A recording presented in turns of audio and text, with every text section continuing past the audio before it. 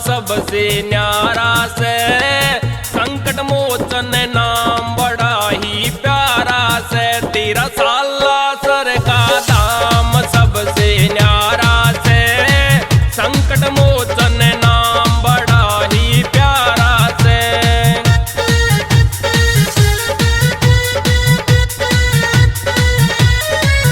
तू सबके संकट काटे और सबने खुशियां बाटे।